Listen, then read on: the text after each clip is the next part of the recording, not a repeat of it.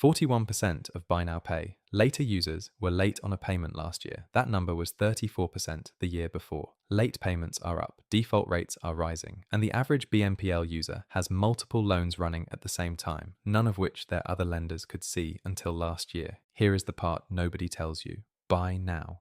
Pay later was built to make you spend more often on stuff you do not need. The helping you afford things marketing is a cover story. By the end of this video, you will understand exactly how Klarna, Affirm, and Afterpay quietly engineered the biggest debt trap of the last 20 years, why it is about to tank millions of credit scores, and the one rule that protects you from getting caught in it. Let me start with what BNPL actually is.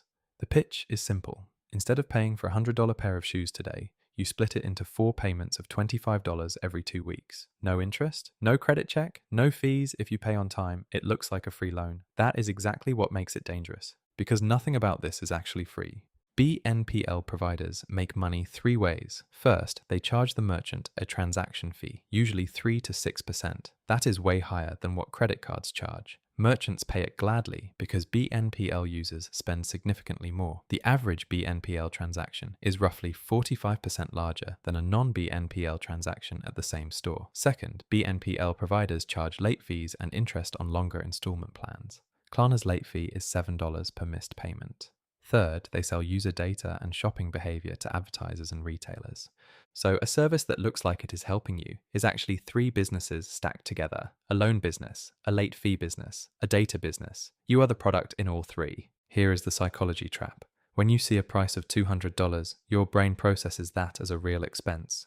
When you see the same item priced as 4 payments of $50, your brain processes it as a small expense.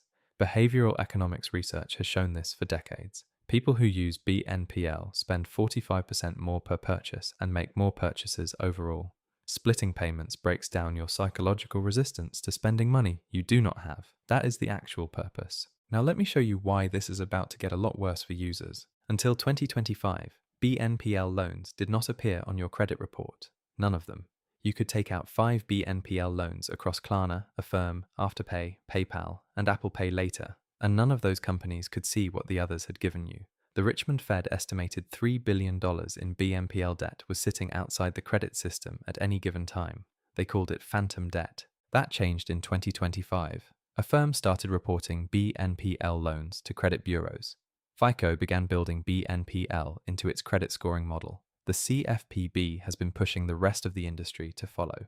Within the next 12 months, all major BNPL providers will likely be reporting your activity to your credit file. Late payments on your Klarna account will hurt your credit score the same way a missed credit card payment would. This is going to surprise a lot of people. 15% of US adults used BNPL in 2024 according to the Federal Reserve. Among Americans under 45, nearly 1 in 5.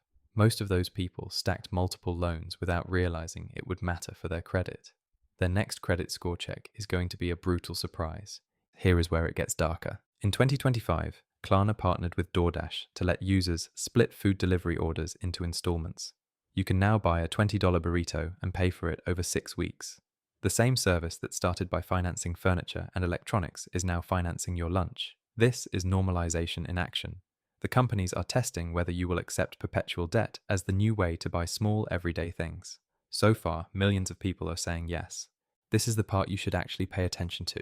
Because while you are splitting purchases into installments, the people who own these companies are doing the exact opposite. Klarna went public on the NYSE in September 2025 at roughly a $15 billion valuation. Affirm processed $36.5 billion in transaction volume in their last fiscal year. Their founders and early investors made hundreds of millions of dollars off the spending habits of people who could not afford their purchases up front. The wealth gap comes from 2 places: who can afford to invest and who is on which side of services like these. Here is what to actually do.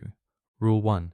Do not use BNPL for anything you would not buy with cash today. If you cannot afford the full price right now, you cannot afford it. Splitting the payment does not change the price. It just hides the cost. Rule 2. If you must use BNPL, only use 1 provider, not 5. Pick the one that integrates with the stores you actually shop at and stick with it.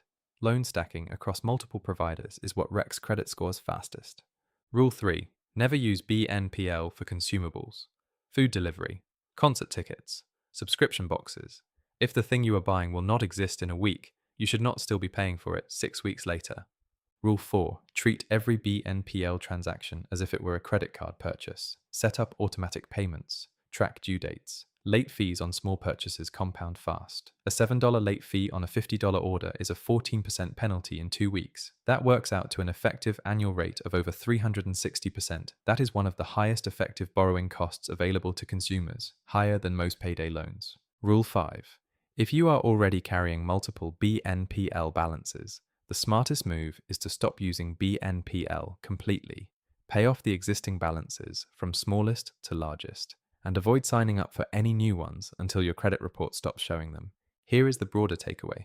For the last 50 years, the companies designing financial products have gotten better and better at extracting money from people who do not have it. Credit cards in the 90s, subprime mortgages in the 2000s, payday lending in the 2010s, buy now, pay later in the 2020s. Each generation gets a slightly different version of the same trap with a slightly friendlier interface. The mechanics are identical. Make borrowing feel free, charge through penalties, sell the user data, repeat. The people who escape this cycle do one specific thing. They treat borrowed money as expensive even when it looks free, because borrowed money is always expensive. You pay in interest, or in late fees, or in credit damage, or in the simple cost of buying things you would not have bought if you had to pay up front. But there is something happening with consumer debt right now that nobody is paying attention to, because while BNPL is the new face of consumer credit, the old face, credit card debt, just hit an all-time high of over $1.1 trillion in the United States. The average American household now carries about $10,000 in credit card debt at 22% interest. In the next video, I'm going to show you exactly how credit card companies designed their products to keep you in debt forever, the one rule that gets you out, and the math that explains why most Americans will pay more in interest over their lifetime than they will ever earn from investing.